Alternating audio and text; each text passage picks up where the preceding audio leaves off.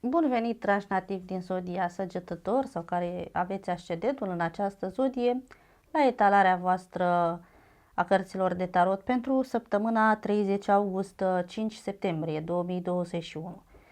Dragii mei, înainte de a vedea care sunt mesajele cărților de tarot pentru voi pentru această săptămână, haideți să vedem și din acest oracol al fazelor lunii care este mesajul cel mai important, cel mai relevant pentru voi din această săptămână de la lună, de la satelitul natural al Pământului. Să vedem noi. Bun. Și aveți aici, dragii mei, luna plină în semnul leului, tot un semn de zodiacal de foc ca și al vostru. Mesajul este următorul: nu lăsa mândria să devină un obstacol în calea ta. Ok? Stați că l-am scăpat. Unde fugi? Că n-ai unde să te duci. Nativii săgetători trebuie să te vadă. Bun. Haideți să citim și din cărticică alte explicații în legătură cu acest mesaj. Deci luna plină din leu. Ia să căutăm noi aici. Luna plină. Luna plină din semnul leului. Bun. Găsi. Deci afirmația, dragii mei, care vă va ajuta pe voi să rezonați cel mai bine cu acest mesaj este următoarea: cultiv măreția, nu banalitatea. Iar alte explicații suplimentare sunt următoarele: prețuirea de sine este minunată, vanitatea nu este. Toți ceilalți sunt la fel de importanți ca și mine.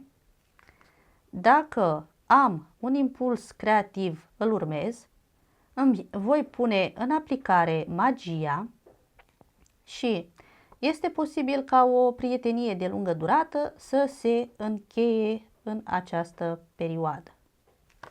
Bun. Deci un mesaj foarte profund, îl voi pune deocamdată aici, îl voi expune pe parcurs. Acum vreau să văd care este energia voastră personală pentru această săptămână cu acest set de tarot. Fiecare carte de tarot are și câte un înger și este vorba despre mesaje aici mult mai frumoase. Ia să vedem noi, dragii mei. Deci energia voastră personală. Împărăteasa, îngerul abundenței, foarte frumos. Ce poate fi mai frumos? Îngerul fertilității, îngerul abundenței.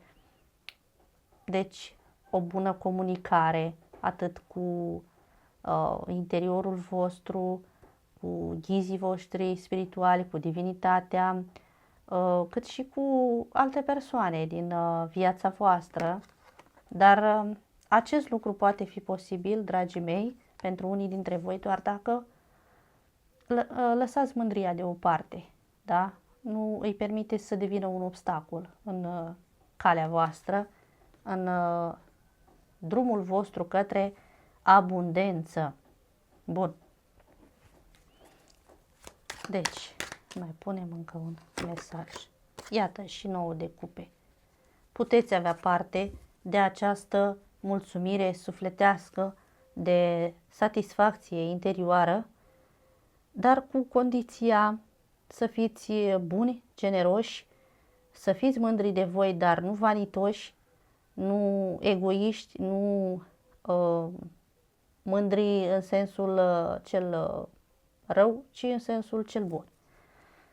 Să fiți mândri de rezultatele pe care le obțineți în această perioadă, să fiți mândri de felul vostru de a fi, de cum arătați, lucruri de genul ăsta. Haideți să vedem în plan profesional ce mesaje primiți.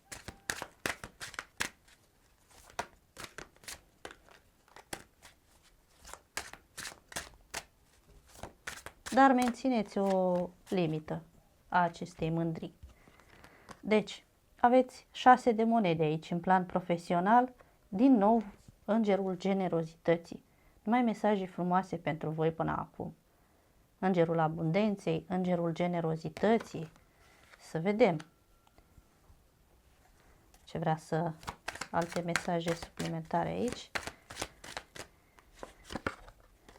Îndrăgostiții și încă un mesaj.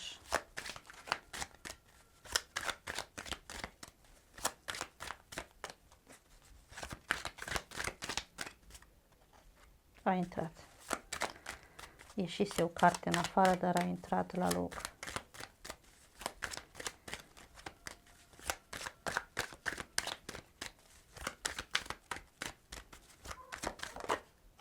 Bun. Da. Și cinciul ăsta de monede. Da. Fiți generoși, unii dintre voi, în plan financiar mai ales, planul profesional, poate că unii dintre voi veți avea de făcut o alegere sau veți avea de luat o decizie, iar dacă ne referim strict la finanțe, fiți cumva generoși și încercați să ajutați. Intrați în această energie a generozității și încercați să ajutați pe cineva care trece printr-o perioadă financiară deloc roz, foarte dificilă, foarte grea, care are nevoie de ajutor, ori ajutorul vostru chiar, da? Poate chiar vă cere ajutorul această persoană sau dacă nu și este o persoană pe care o cunoașteți, da? Și o puteți ajuta, ajutați-o. Divinitatea va contabiliza acest gest al vostru și în viitor și voi veți fi ajutați când veți avea nevoie. Efectul de bumerang, să nu uităm. Da? Bun. Poate că în acest fel, cu îndrăgostiții aici, veți echilibra o karmă de-a voastră, o balanță. Da. Haideți să vedem în planul sentimental energia voastră și apoi vom vedea și energia unei alte persoane, care este o persoană care poate fi oricine, un prieten, un membru al familiei, o persoană iubită, un copil de-al vostru, cei care aveți. Energia voastră, optul de săbii, îngerul restricției. Ori voi vă autoimpuneți niște limite aici în plan sentimental, ori ceva sau cineva din exteriorul vostru vă face să vă simțiți blocați, să vă retrageți, să vă puneți așa niște bariere în jurul vostru. Bun. Ia să vedem noi ce vrea să spună acest opt de săbii.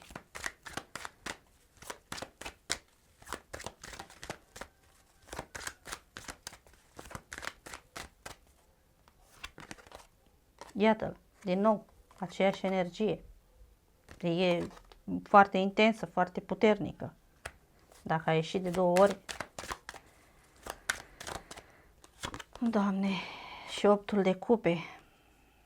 Eu cred că voi nu vă mai regăsiți aici într-o situație sentimentală și doriți să abandonați pe cineva sau să ieșiți din această situație, că nu vă mai regăsiți, nu vă mai place, nu vă mai convine, nu vă mai aduce satisfacție interioară, nu vă mai aduce abundență, nu vă mai face fericiți.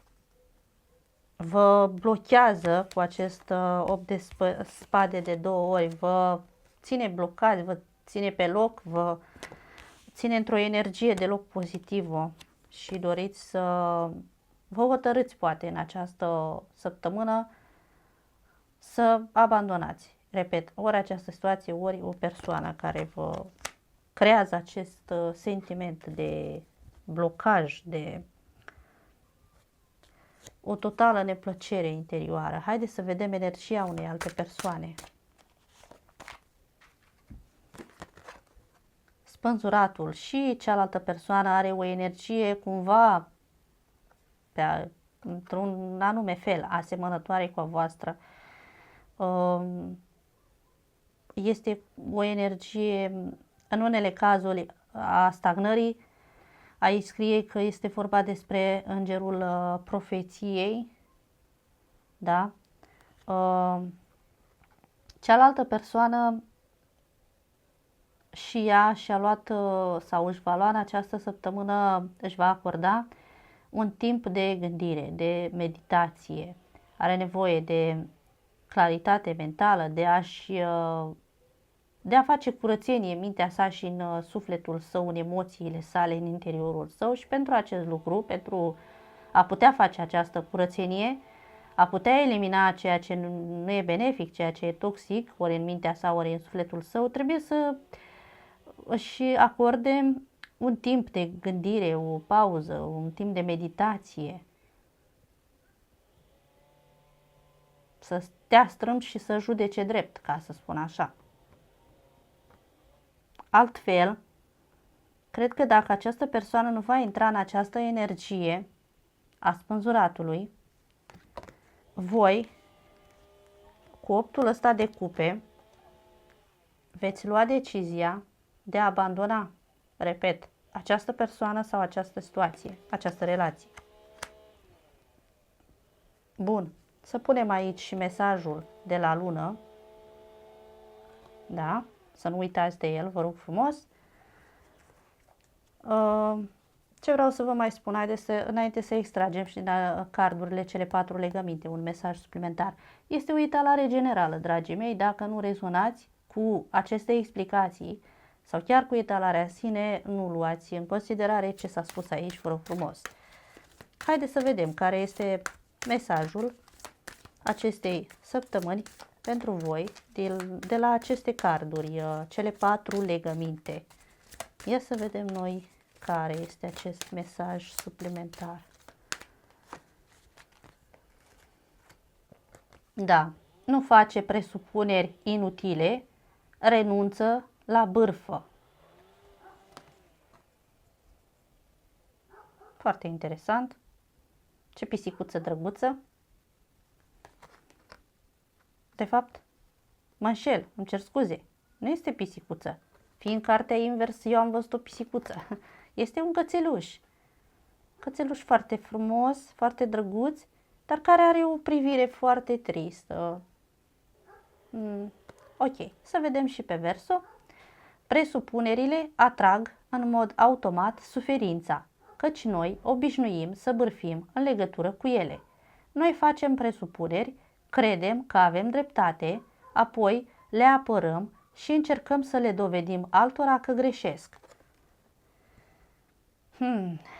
Foarte interesant și profund acest mesaj, dragii mei. Aveți grijă în legătură cu ce vă sfătuiește acest mesaj, da? Să nu bârfiți și să nu faceți presupuneri eronate, ca să spun așa. Poate de aceea și luna aici vă sfătuiește să țineți mândria sub control cumva. Bun. Voi știți, cei care rezonați cu unele din aceste mesaje, voi știți mai bine ce aveți de făcut. Eu doar am interpretat mesajele care au vrut să vină către voi. Astea sunt cele mai relevante, cele mai importante. Este o etalare mai pe scurt așa. Oricum, vă mulțumesc foarte mult pentru vizionare și până data viitoare vă spun la revedere.